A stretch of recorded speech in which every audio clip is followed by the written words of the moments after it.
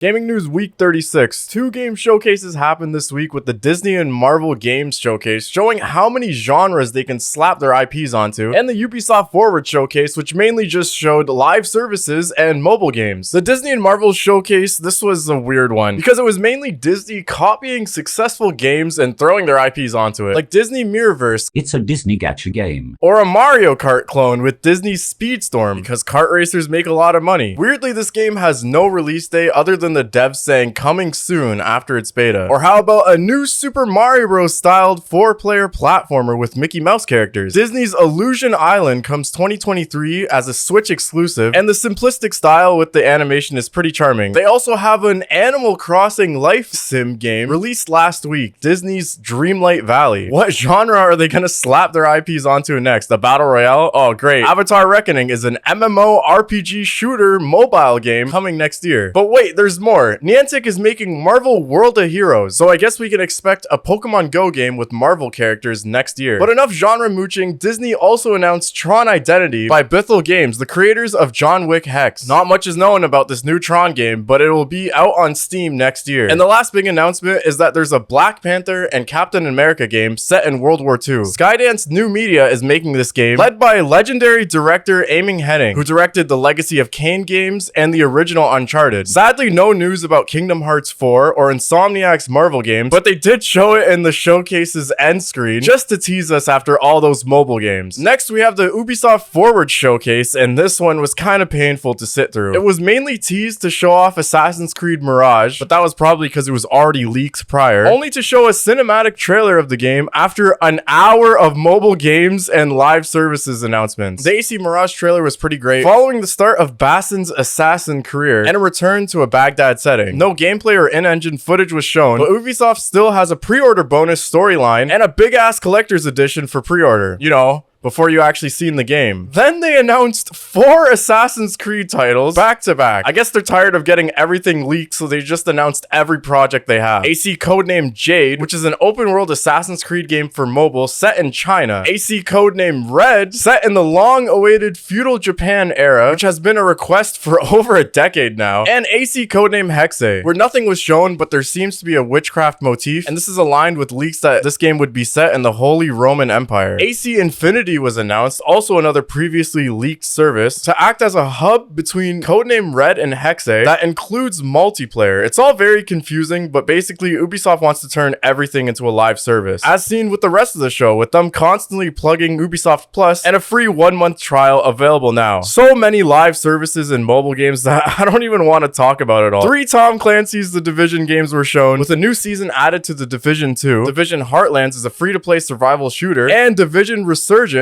trying to bring the shoot and loot Division loop to mobile. But the mobile ports don't stop there. Rainbow Six Mobile is Rainbow Six Siege on mobile. No release date yet, but you can sign up to the beta on the Rainbow Six site. Then out of nowhere, Ubisoft announced its partnership with Netflix, because Netflix makes games now, announcing they're working on 3 games along with a Netflix live-action Assassin's Creed series. Valiant Hearts 2, Mighty Quest, and another Assassin's Creed mobile game, not to be confused with codename Jade, that will come out of this Ubisoft Netflix partnership. Ubisoft also struck a weird deal with Tencent, where they joined a partnership with Ubisoft's co-founders. Guillemont's family are to have shared ownership of the company with Tencent, and this deal makes it difficult for Ubisoft to get bought by another company, which is what the co-founders want. But shareholders were not happy about the news, as seen with the dip in the stock of Ubisoft. As part of the partnership, Ubisoft will bring more of their IPs to the Chinese mobile game market, like we've seen before with the originally Chinese exclusive game Rabbids Party of Legends. That reminds me, I forgot to mention Rayman will be in Mario plus Rabbids Sparks of Hope, which is kind of messed up because Rayman's never getting a game again. I also thought Cyberpunk 2077 was never getting a game again, but here we are, with a big expansion coming out next year. Cyberpunk 2077 Phantom Liberty is the next big expansion in the Cyberpunk universe, but will only be available for next-gen consoles. Patch 1.6 also went live in the main game, adding transmog, cross-progression, and official mod support, which will really keep the game alive. Finally, Nintendo announced the new Pokemon Scarlet and Violet OLED Switch Switch coming November 4th, along with dropping a new trailer. I don't even care about the villainous team. I just love this stupid crap. Breaking news, the Queen of England passed away this week, and I can't believe this is related to gaming news, but you've probably known that if you picked up Splatoon 3 this week, as the plaza was flooded with messages about it. Reports is that Nintendo delayed the September Direct because it would be inappropriate timing with the Queen's passing, and it's still reported that we will see a Direct with Wind Waker, Twilight Princess, and the Metroid Prime trilogy coming to Switch, with the September Direct happening early next week.